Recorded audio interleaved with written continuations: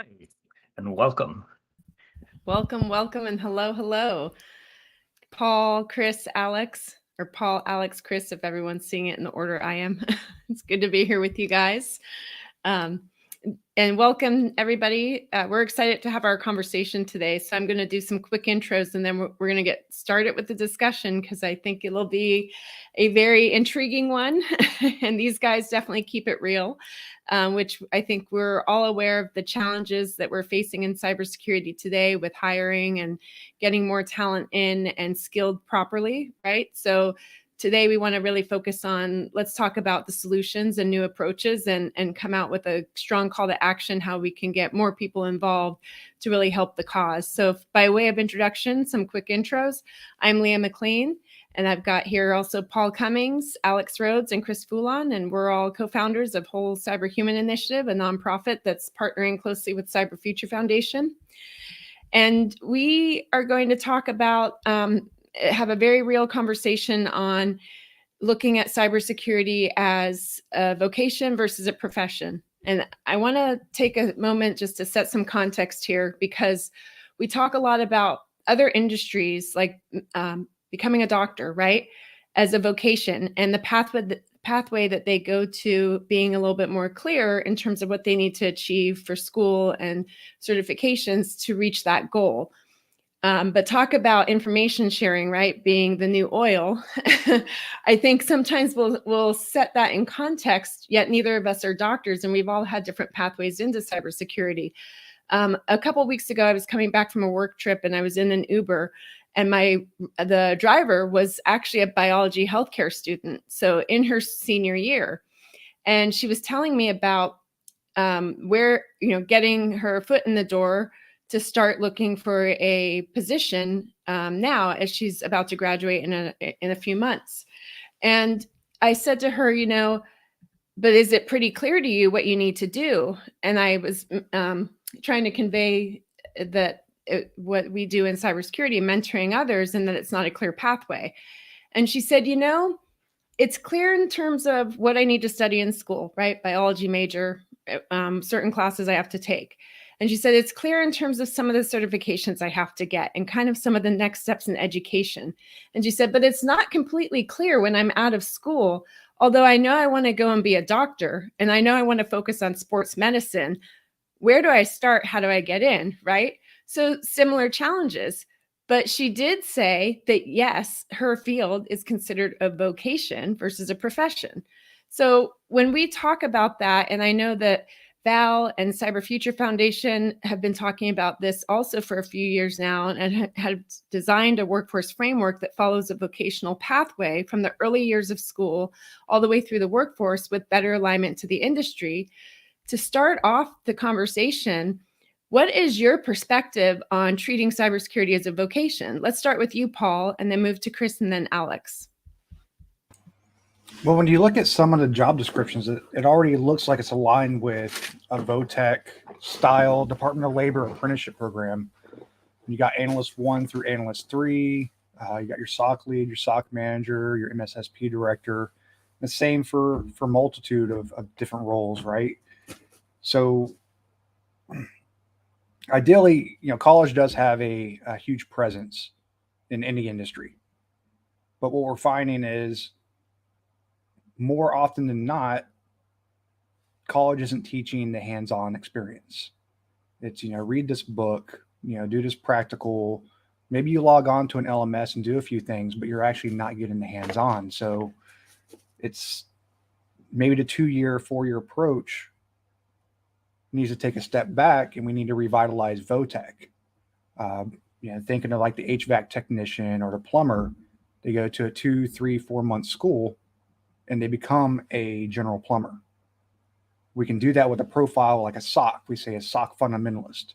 They go in, they get their hands-on training with networking, IDS, SysMon, everything that you would expect out of a SOC environment. And then with the college mindset, they can choose, their last 2-3 weeks what their major is going to be. How be it a SOC analyst, threat analyst, all source analyst. Maybe they want to be incident responder. And you can do that with every single job role or subspecialty within cyber. When you think about digital forensics, you have to have incident response before you can get into digital forensics. So there's these entry caveats that when you look at the system nice framework and really navigate down to the capabilities and indicators, that's how you can design a lasting and successful, trade school model. Chris, what's your perspective? Well, I'll first of all reference the military background that Paul and Alex came through, where they entered the military with no skills, put into a training path, and then had to develop the skills over a period of time. It's the same thing where we could develop talent pipelines coming out of high school, junior college, and have them ready with hands-on skills, because you're doing a curriculum that is not just theoretical, but also hands-on and practical, and you're doing that combination of it. Then once they make it into the workforce, design a program with um, industry leaders or companies to create on the job programs where you're learning or you're doing the role on the job while getting that continuous education. Because one of the things that I feel is a problem with the current approach is that it's not there is not a desire for continuous education from every employer. They say, oh yeah, we have money for education, but then you have to fight for it in your budget. You have to fight for it. It shouldn't be something you have to fight for. This industry is ever evolving. Continuous education should be part of the role. You need to keep on learning and growing, and that's how you could develop a pipeline from junior into senior and staff, and not have to worry as much about attrition and all those other things that we're facing today. Alex, your thoughts?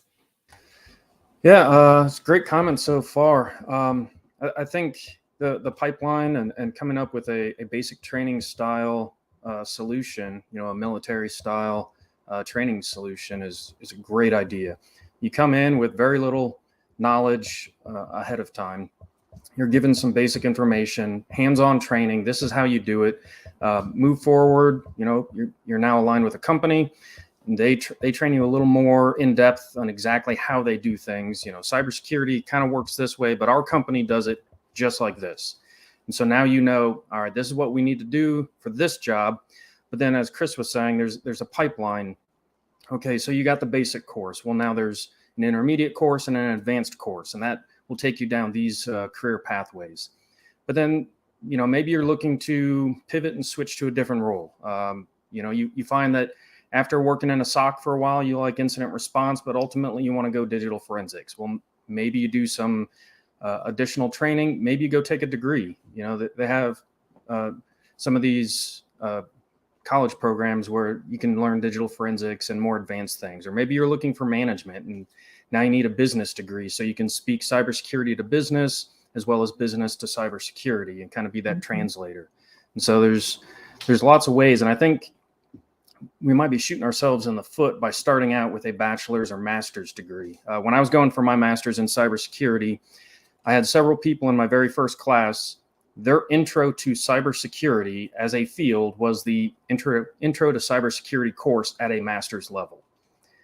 Where are they going to go from there? I mean, are they going to go for a PhD? Are they going for CISSP next? I mean, you're talking advanced level training and education at the beginning.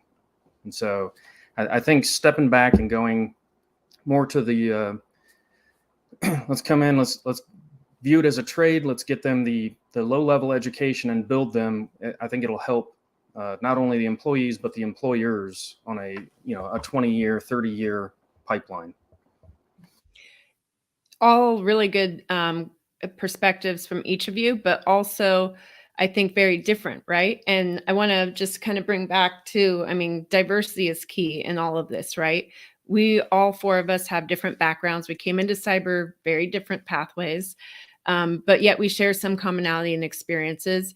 And I think it's helpful sometimes. I've noticed when all four of us are on a call with one mentee, they do walk away and say, wow, I got great perspectives from each of the one of you combined, that bring greater value as a whole, right? And that's why I think having more people come together in their different domains and areas of expertise. So I want to dive into this a little bit further, but let's start with school in general, okay? Because of the work that you all do out there and what we can help come together on more if we're looking at schools, right? Whether that's grade school, middle school, high school, college, because just referencing back to the Uber driver I was talking about earlier, now that she's coming out of school, she doesn't know where to begin to get her foot in the door, right? That's same with cybersecurity students, okay? They may have gone through the curriculum like Paul said, but then they don't necessarily know, and you don't know what you don't know.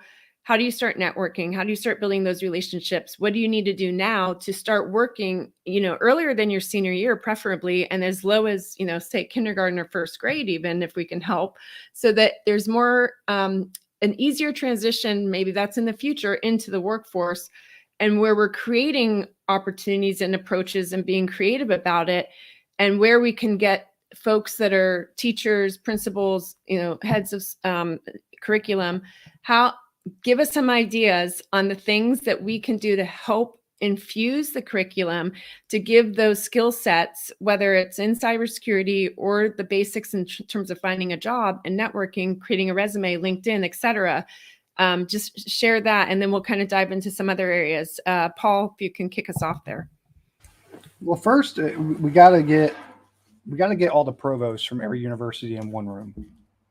That's one big hurdle we got to get over. I know for myself, I looked at roughly 176 schools for my associate's degree, and every single one was an IT degree with something that was added to it, whether it be Python for programming or Intro to Cyber. Nothing else dealt with cyber out of any of the degree plans I looked at. So the provosts, the deputy provosts, anybody at the Department of Education level, this is a time where we can get a tabletop going, and we can talk about how a VOTEC, right? If we spin up a VOTEC, it gives ample amount of time for big academia to really wrap their heads around how to attack a real degree versus rewrapping an existing degree and just adding a couple things to it. But with the youth, I mean, we see Code Ninja, we see Code Academy, and all these other things that are they're really great, enticing tools to get the youth interested in the cyber. But there's more than cyber, the coding. I've done this for 21 years now, and I've never been a programmer. So think of the youth that's out there that may hop on YouTube. How do I do a trace route or something like that? Maybe they hear it, and then expand some of the STEM opportunities that are available at some schools into the other unfunded schools, whether it's through CISRA, Cyber Patriot, your state ISAL, right? Each ISAL has an education piece, and maybe it has that K to 12.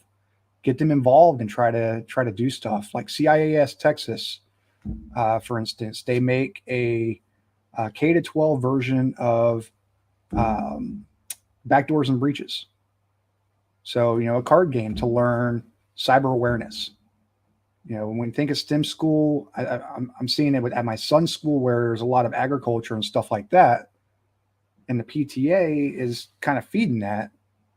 But we as geeks need to be involved with PTA as well, right? Because cyber is a science. If it wasn't science, why would there be a STEM degree? So, as parents, we need to stop throwing money at the idea and actually get involved. I like that. I know all three of you are parents, and I think that was key to, as a parent, what you can do as well. Chris, what are your thoughts on this? Well, I'd say it's as much as an art as a science.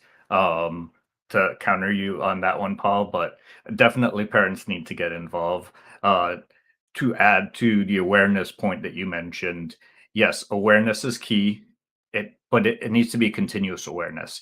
It needs to be awareness from K through 12, not just starting once a year like we do our annual security awareness. It needs to be something that's part of the curriculum. And then as you do that awareness, then you mention, just like you do career days, that, hey, there's these other options, like a police officer, a nurse. Hey, there's a cybersecurity professional. There's individuals that do that. And as parents, we can volunteer to go to those events and to represent. Speaking of diversity, if individuals don't see someone that looks like them, that's from the same cultural background as them, that talks like them at these PTA meetings, at these career days, they won't see that as a potential for them. So we need diverse engagement all throughout the life cycle of these kids, as well as in their community. So that means giving back in the community, giving back in different ways. As they grow into the workforce, then we need mentors, we need guides that are willing to help them through their junior career. And then for those that are already established in their career, transition from other roles into cybersecurity if that's what you're interested in, because we need individuals that are from marketing, that can tell stories, that can understand how the human brain works. We need all these different skill sets with a cybersecurity approach for us to be able to tackle the complex problems of tomorrow. So my approach to a talent development pipeline is starting today with the folks that are in the roles, take advantage of their transferable skills, get them transferred into the industry, or at least helping for the folks of tomorrow, getting those junior schools more practical education, more hands-on education. And then for the next generation, that continuous awareness, that visibility that these careers are possible, and that representation that there are others like them in the community so that they're interested in it. All really good points. Alex, your perspective, because I know you're doing quite a bit in the community, especially with youth and your son as well. Yeah, no, I think a great avenue to kind of kick this off for the youth is, let's talk about it. We talk about physical security all the time. Everybody knows you lock your front door when you go to bed. You lock your windows. You lock your car. Don't let people borrow your computer, your phone. Keep your PIN for your ATM card private. Keep all these things safe and secure. But no one ever talks about logical security. No one ever talks about reuse of passwords on the internet, using a secure password. What does it mean? What is a good password? Is password 123 any good? What if I had an exclamation point at the end? Does that make it better? I mean, there's all these things, and we can make it age appropriate. Just talking about what's an appropriate form of contact for a kid online. What about security? Should you have social media? What's some of the downfalls of social media? What's the danger of having someone have access to your information? What's the difference between public and private information? What should you keep public and what should you keep private? Because there's a lot of people that post rather private information online. And I think, getting this type of information out and taught to everybody, starting from a young age, they'll start viewing the internet and cybersecurity in a different light and go, well, that sounds interesting. Maybe I should take a look at this type of a field. I mean, just like telling kids to beware of the white van with tinted windows and the guy passing out free candy. It's the same thing on the internet, right? Those cheat codes, those free software, access to the latest and greatest, whatever, pre-ordering their favorite toys, like all these things is that bait that was otherwise physical when we were younger. Well, and I'll ask this of not just the three of you, but those who are watching this, as well as to raise your hand if you answer this question. Do your kids or niece and nephew or kids that you know play Minecraft? And what happened last year? Log4j, right? Minecraft. So thus to the point of what Alex mentioned, Chris and Paul, and where we need to start early in educating. So we've talked about now, what can we do for students, right? Of all ages and university. Now, what about those who we have as, say, career transitioners or pivoters, right?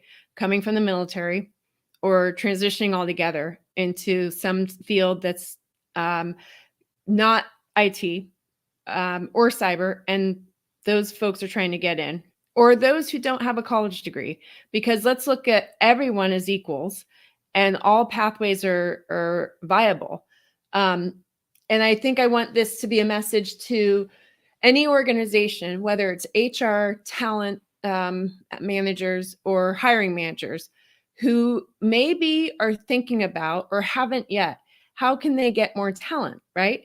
Because I know many say there's a talent shortage. I don't think any of us here agree there's a shortage. We have a lot of talent. It's just we need them to be skilled properly, and we need to give them a chance on the job and make sure that they're prepared. So looking at the approaches for what, I guess, sharing some of what we do today, so that those who are listening and maybe are looking to desire to change their model to hiring, so that you know the work that's going in to your candidates today, so that you'll think of those candidates differently instead of saying they're not qualified, but they are.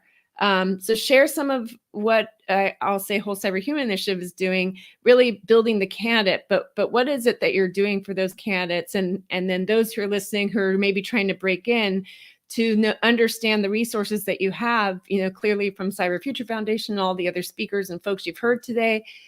Talk about some of the building the candidate and what that looks like. Paul, do you want to step in and go first? Sure. So one of the biggest thing, you nailed it originally. The second question, the second topic, people don't know what they don't know, right? I don't know how many times I cringe when a mentee says, I want to get into cyber. Cool. I want to go to space. But let me tell you how I'm going to get to space, right? They don't understand that all these roles or all these subspecialties exist. So the first biggest thing that we do with a candidate is we sit them down with the systemized framework. It's already laid out to the point where it tells you the knowledge, skills, the tasks, the abilities, and the capability indicators that are required for those roles. Some of these folks that are looking at, let's say, incident response, they may be shooting too high because that might not be an entry-level role, or maybe they need to brush up their chops. So we break it down to where they choose 3 to 5 roles that stand out to them as a human, right? We want to humanize it again. We want to get rid of the ATS. We want to get hand or face-to-face with employer, with candidates, with any kind of talent. And they can actually use that as a mechanism to fine-tune their 2-year, 5-year, and 7-year plan, what they want to be at the ultimate end. Maybe cyber sales is something that's going to drive me to go forward. But after we do the soul searching, and now we do the candidate profile with cybernights.us, which is free for individuals. So if you haven't heard about it, definitely check it out. We do our intake. We did an intake yesterday, and I think we blew the gentleman away because I think he was expecting a robotic type, meetup. And we learned so much about him, and he's struggling for the fact that over the course of 2 years, he's gotten like 10, 12 certifications and can't get a job. And he's an instructor. So, it comes back to that hands-on experience that, employers are looking for, which brings us into the training model. We teach cyber as a holistic model, not a clear path, not saying go SOC analyst, go pen tester. We want to get our candidates to do everything involved with the InfoSec color wheel. So, as they're going through this training, and when we do our our last meeting with them on Zoom, we ask them again, Now that you've done all this training, what roles really appeal to you? Right? Because they say they might want to be a SOC analyst and they find out, I really, really hate log analysis, but malware analysis was fun. I want to go do that. And that's really it. And we're doing it with free stuff. We don't want candidates to pay for anything. There shouldn't be a pay gate for anybody to enter into a career. And before we jump to Chris, and Chris has a lot of good nuggets to share, especially as a cyber career coach. But it's interesting because I heard you guys mention this before, and it made me think back to, we look at technology, right? And it's moving fast. Every year there's iterations and new solutions. Technology, the advances there are great, right? And I think the common theme, right? There's tools out there. Everyone wants more continuous monitoring, continuous reporting, continuous compliance, right? Got all the tools, but we got to keep a focus on the humans, right? And the people. And to your point, Paul, when that candidate said to us, I was expecting something different. And I think we said, were you not expecting empathy or care? And he said, no. But they should expect this. We need to bring this. That people are always part of the equation, no matter how fast technology moves. This is the key that everybody needs to keep in mind and understand so we can advance in the right way in cyber. Chris, give some of the nuggets of what you're doing to help folks along and prepare these candidates for the hiring manager. Well, speaking of the human approach, we help them with branding themselves. We help them with creating a digital portfolio of their work so that we can reach out and demonstrate to hiring managers who they are, what they are, and the value that they can bring to an organization, so that it's not just limited to any potential number within an ATS system. We want our candidates to be networking and participating in the community, to be reaching out to their peers, to be having informational interviews and talking to hiring managers and peers, so that they really understand the role that they're walking into and can better prepare for that. So when the candidate does go to a hiring manager, they know what a SOC analyst does.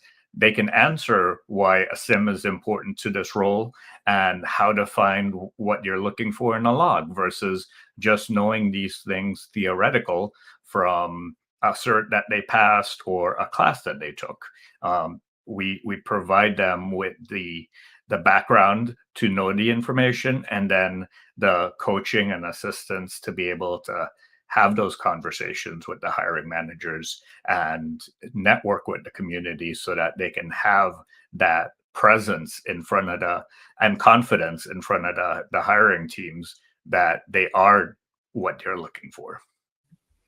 Now, Alex, I know you've mentioned many times as you were transitioning from the military into your roles in cyber that certain things you didn't have access to in your transition. It's a lot of the ideas that you come with today to help candidates. If you can share a little bit about more what's being done and what we need the organizations and hiring managers to hear, so that they see that candidates are being prepped and ready for them and that the talent is there. Yeah, my opinion of it all kind of stems off my first job in the military. I was a Russian linguist, and I had to translate Russian to English, English to Russian. So now, being in cybersecurity, I'm pulling on my military intelligence linguist background. I'm pulling on my satellite communications background. I was Army CID agent. I did digital forensics. So all of these backgrounds I now have to translate into cybersecurity and business language in order to kind of get the point across. I've been doing this, since 2000. I've had various roles, but military intelligence, well, that's cybersecurity intel analyst, looking at threats, hunting the threats, figuring out how to get all of that to work. Satellite communications, we have satellites, and that is how we get a lot of this internet and other network traffic around the world. So understanding how satellites work and how to protect satellites. Space is going to be one of the next big security ventures for cybersecurity. So understanding how all that works and then being able to explain why this is important and what you need to do will definitely help you out. being a federal agent, doing felony investigations and forensics. I did a lot of fraud. There was a lot of crime investigations. Going into digital forensics, I mean, that was really what kicked off my cybersecurity background in a traditional sense. Being able to read binary and hex and find, where the crime occurred or how it occurred when someone was using a computer, but being able to translate that to an employer and say, this is why I can do the job, because I did digital forensics for 8 years. So I can sit here and research, the technical side, but I also did fraud investigations for 9 years, and doing fraud, I've had to research various laws, various frameworks, things of that nature. So now I can take this information, may not be the exact one that you're using, but I know how to research it. I know how to read these type of documents and translate it to what I need to do and show that I can do all of these skills and I can get the job done for you. And I think that's a big piece of how we need to train and mentor these people coming in is you have all this life experience. So learn how to take what you've done and be a linguist and translate it so that, your future employer will want to hire you and be excited that you're coming to work because you're going to be a force multiplier.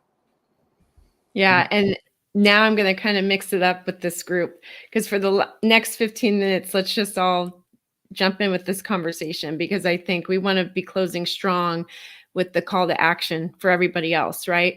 It's very much a community approach to make all these changes, to do things differently. We have to. Technology's outpacing us, if you think about it, right? Different technologies, different solutions from the vendors out there. So let's do it differently in hiring, and the approach we take with mentoring, with upskilling, with providing what we need to in schools and getting everybody on board who needs to be part of that, which come from all diverse backgrounds. We mentioned what we can pull together from the university side in schools, parents coming together, certain programs, but kind of break it down and go through a discussion. I'll go first and then just jump in, and we'll close out with 3 strong action items, because we're all about solving the problems. We know what the problems are. That's why we're all here today. That's why CFF has created this Cyber Talent Week today. Let's come out with solutions. So, and I'll say too, having different skill sets and being a career pivoter, I was one, is very valuable. It's understanding and learning how do you translate what you've done to that job role you want to get into in cyber. And it all translates. Every single experience you have in life, personally, professionally, translates to on the job today. Who wants to chime on in? I've never heard. You're going to make me jump on the grenade. Okay. I know. I was going to say, I know these guys are talkers. Let's go. I would say, again, try to explore that VOTEC model. Reach out to us. Alex and I have talked many hours on this approach, and we're more than willing to meet with anybody in the middle of the bridge. I would say encourage a continuous education model, and that could be through mentoring, that could be through having continuous classes and education for your staff to ensure that you're keeping up with the technology, but as well working with the business to ensure that they're keeping up with the technology, because the business is the reason we all have jobs. They bring in the income. We need to help enable the business to do business securely. So it's not just about the tech skills, it's also about the soft skills to be able to communicate with the business and show how this technology, this control can help them out and help them do business better.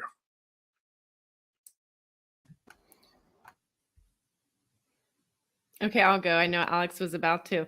I also just want to reiterate the importance of training and programs that you can offer at your organization internally, whether you're going to develop them yourself or rely on the community, purchase one, whatever your method is, have that. Because I think about more and more, and I've been at on both scales, small, tiny startups with like 10 people, all the way to big, huge companies of 30,000 or more, right?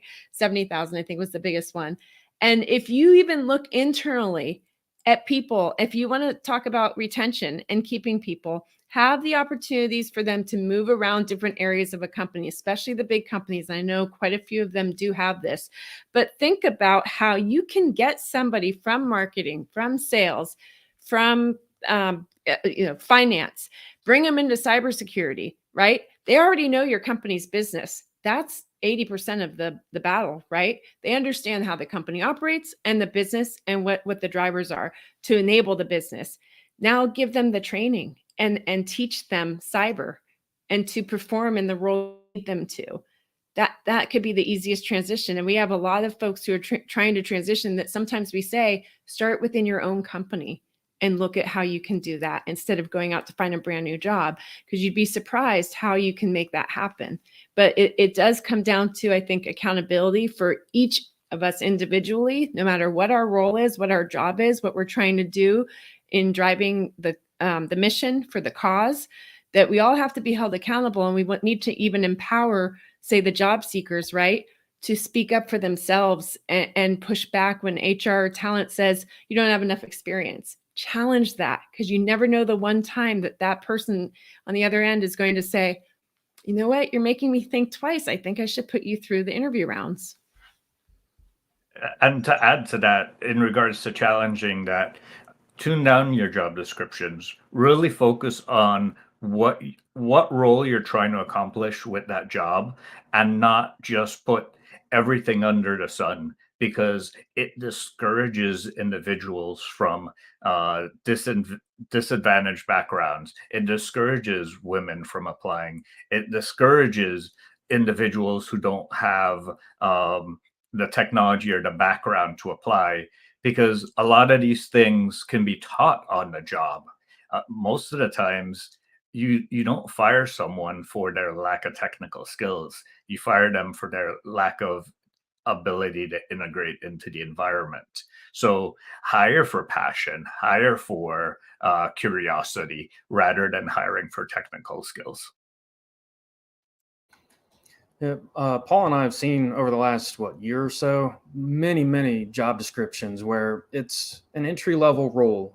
They're paying 60, maybe 80,000 in a large city for somebody that has a master's degree in cybersecurity, CISSP, 10 years of experience. They know how to work government side as well as the civilian side, and they have a security clearance.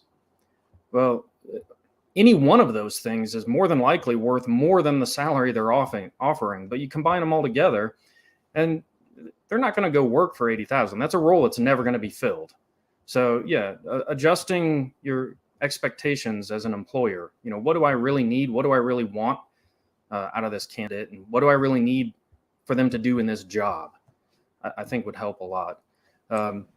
Going back to some of the stuff mentioned earlier, cybersecurity, it's security within a computer. It's really all it is. And so security is everybody's job.